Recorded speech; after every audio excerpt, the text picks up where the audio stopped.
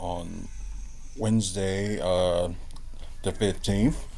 Um, I meant to talk about this yesterday, but I'm just posting it up there and just like might as well just talk about it like right now. Um, this was like this writer from the Milwaukee Journal Sentinel, J.R. Radcliffe. I might have said it wrong, but I'm sorry if I did.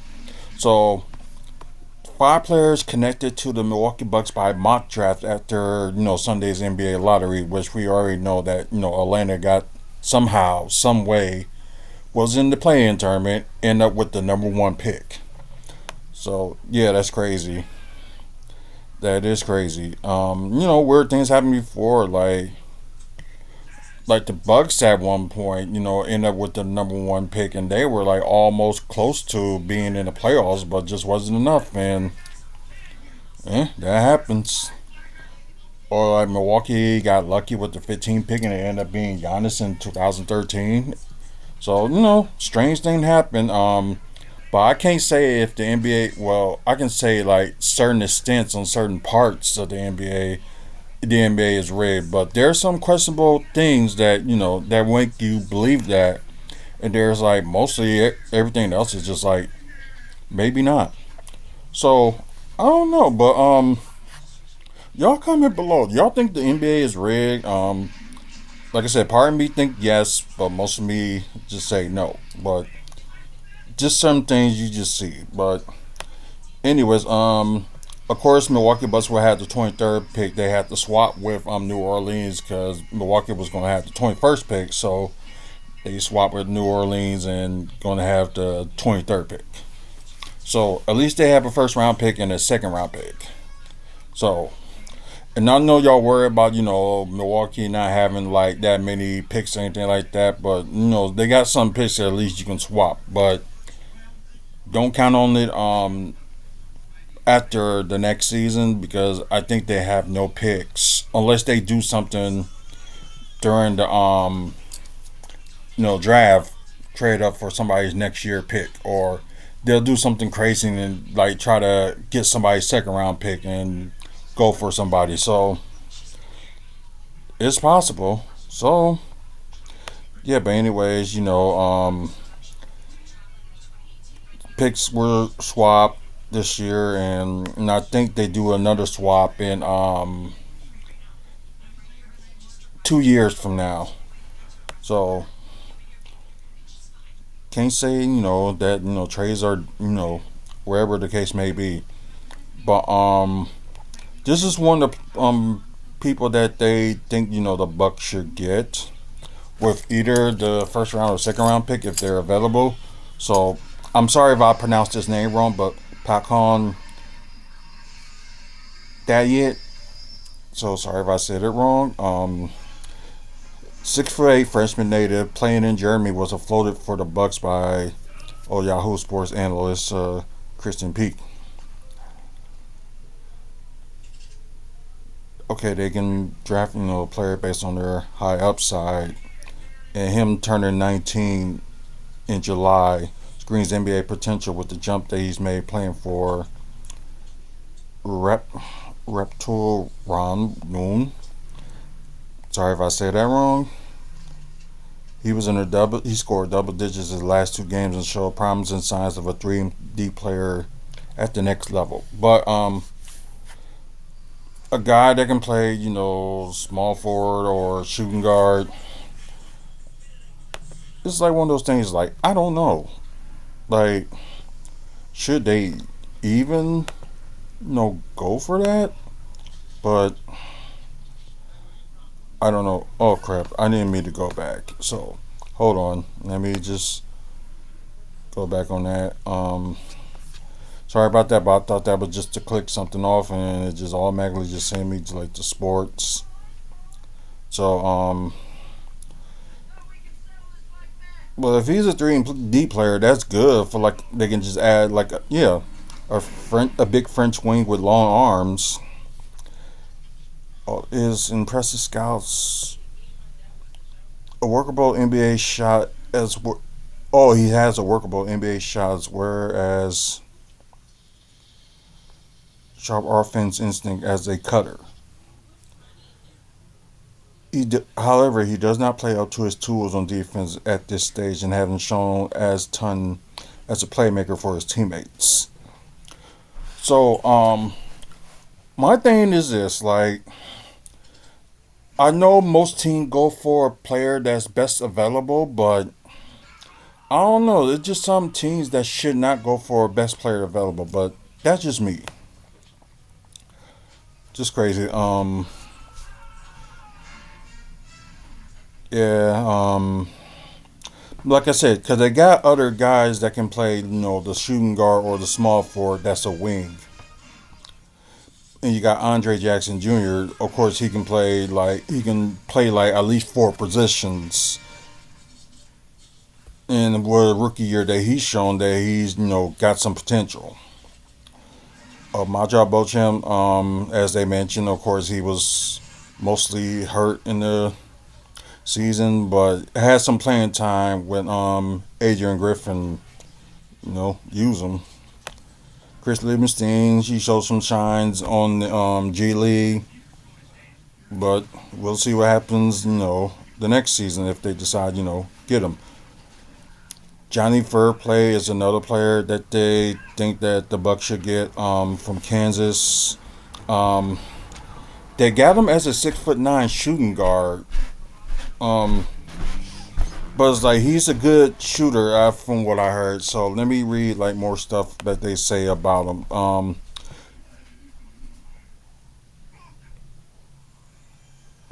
A hit and miss production. He can shoot great from anywhere on the floor and has ball skills to be an attacker off the bounce as well.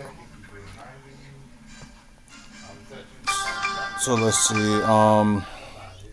The Bucks will need to continue to space the floor academically for their superstar, which means continue to add shooting every position for a guy that's 6'9" that can play, shooting guard, small forward, or maybe if they want to use him as the power forward, they could do that. For a player who can make shots while also contribute to the open floor as a cutter could be interesting to both short and long term for Milwaukee, which will also likely to explore trades if more ready-made players are offered here.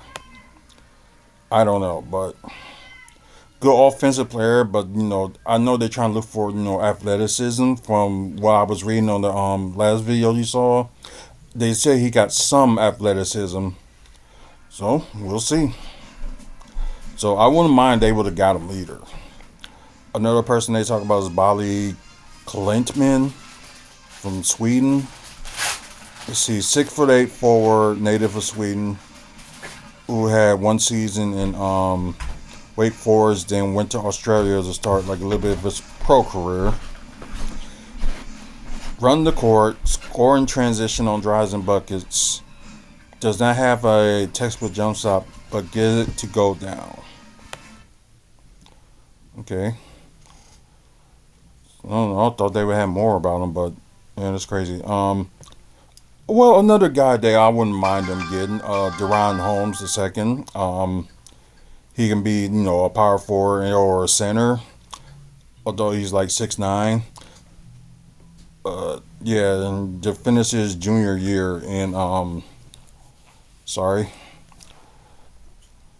on Dayton. The Bucks need to begin thinking about life after Brook Lopez, which is true. Holmes is one of the few bigs who brings rim protection and force space and ability. So he followed a similar faculty at that position. So yeah. So what? Why not try to go for that guy? So another guy, I think this is the fifth guy and the final guy they're talking about, which a lot of people mentioned today that he impressed scouts and stuff at the NBA Combine. Um, Zach Edey, of course, a 7 foot center that can, good rim protection, and they was shocked by he was quick on his feet for being a guy that's like 7'4", 305 pounds. Um, but it's kind of like a little bit of a reminder of a Brook Lopez that like I don't know if this guy is a shooter, but he's good in the post, which at times the Bucks do need. So let's see. He changed a number of guys regarding his pro outlook and potential to carve out an NBA role. Even with adding any modern skills, his combination of a 7'4" height and a one-hand touch creates tremendous advantage in the post. Improved mobility has led to increased, quicker defense court coverage around the key. But they need defense too, so of course that's not no. Oh, there it is. Anything new? Let's see. As we saw against Connecticut. Oh, now they jump into another guy. Okay. As we saw against Connecticut's Donovan Clingan, he could still be a predictable playing with his back to the basket. And NBA offense will have an obvious game plan to put him into ball screen situations and pull him away from the basket. They picked up on that. Let's see, two big second half baskets against him as he failed to retreat back from the rim to contest the road man. Still, Eddie should be available to justify considerations in the teens or 20s for a team that could use more easy baskets, physicality inside, and shot blocking. So he's a good shot blocker and can be physicality in the inside. Okay, I think this was the the last player that they talking about. Well, I thought it was five already, so sorry about that. Um, Uses Mizzy from Bayer is the final guy that they think he should pick. A 19-year-old 6'10" freshman. Maybe he can play power forward or center. We don't know which one. But let's see. His relentless effort and explosive athleticism. So yeah, I wouldn't. I will see the Bucks probably would pick this guy if he's available. Energy is the name of the game for. Let's see. His relentless effort, explosive athleticism turned him into a projected first-round pick this season. He's still a raw process, but he's a quick leaper who crashes the glass, so good rebounder. Block shots, which is good, and throw down lobs. So be good for, Damian Lillard to, pass it to, or whoever our backup point guard is if he's going to, come from the bench. The Bucks development, Giannis Antetokounmpo, one of the greatest players in NBA history. They will be more than capable of getting most out of Missy's untapped potential, which is pretty true. They could work him in that one, but they can at least have him at center. And the weird thing is with guys, they don't stop growing until they're 21. So he may grow more than that, maybe 6'11", 7 foot. Who knows? But yeah, there's like I said, a few people I was talking about. I can see them probably getting in. Other two, I'm not so sure, but it all depends because I just hope that the Bucks will actually go for a need, not go for the best player available. Which, like I said, most of these teams go for, which in a way don't kind of make sense, and I don't know. That's just my opinion on that. But y'all let me know a comment below. Do y'all think these are the five that the Bucks should go for if they're available for the first round and second round, or is there somebody else that's in mind that y'all think that they should go for? So please comment below. Please like the video. Subscribe to the channel. We're trying to get to at least 500 subscribers by the end of next month. Check our past videos. If you like Milwaukee Bucks content and you also like pro wrestling content, you will like this channel. For news and other stuff. And also, wrestling. You never know. You probably see me at an indie show or something like that. Or me at a Bucks game.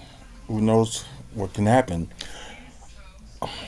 Thank our sponsors, Art from the Heart. Check them out on Facebook.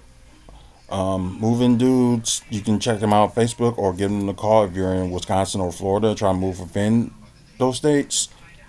414-807-4299. Trophy Athletic, you want to get your trophies or awards made, they'll be the ones to call. So you can get a hold of them at trophyathletic.com, or if you're in the Milwaukee area, you can go to them.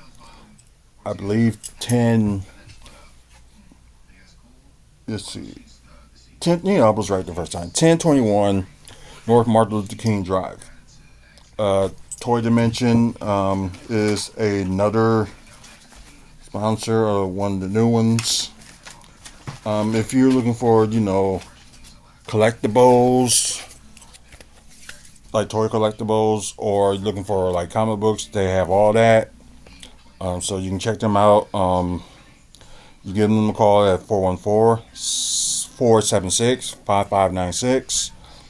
Or you can also, if you're in Milwaukee, you can also go to their place, 5925, I'm sorry, West North Avenue in Milwaukee. So, thank you guys for watching. Until the next video. Could be like, anytime. Check out our other platforms, like check our podcast out on Spotify, Stitcher, Apple, wherever you get your podcast from. Just look for Wrestling Fans Speak Out. Look for WFSO on Twitch as well. Probably do some like live things over there. So yeah. Once again, thank you guys for watching. Until the next video, y'all have a good one.